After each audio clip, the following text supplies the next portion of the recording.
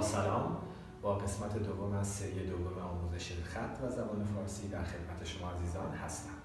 در این جلسه با اون چند حرف جدید از آن جلسات قبلی براتون جمله می‌سازم و واژه‌های جدید باز به لاتین و شما باید فارسی اون رو بنویسید.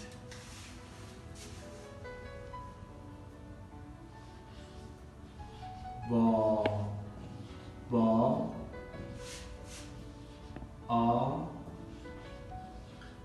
مد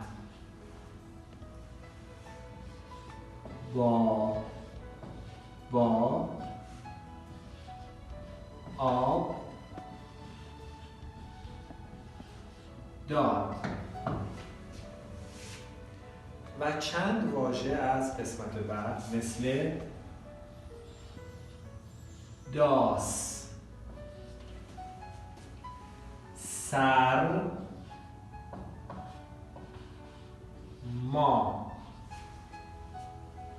مار.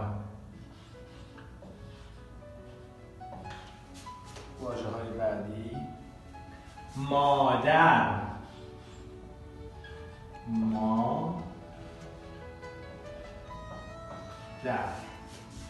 واژه برادر،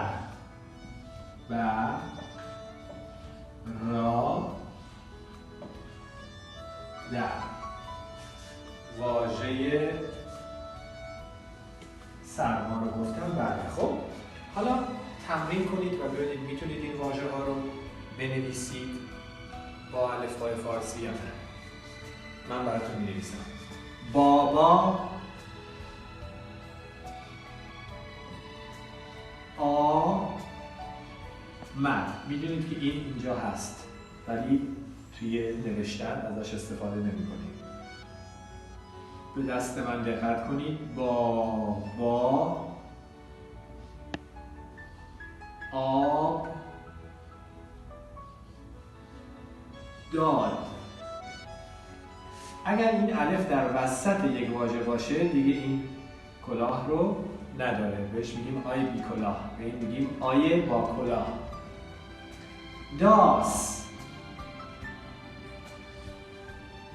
ببینید من یک واژه می‌نویسم با حرفی که آ در ابتداش هست، مثل آس، اما اگر در وسط باشه دیگه کلاه نداره.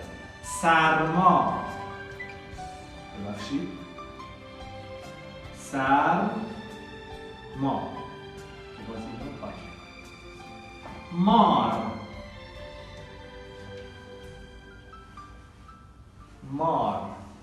مادر،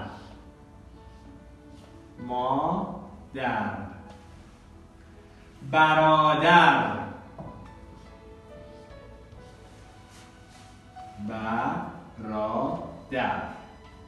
خب میتونید تمرین کنید، واژه‌های جدید بسازید و در قسمت بعد این واژه‌ها رو با هم دوباره تمرین می‌کنید. شاد و سلامت باشید.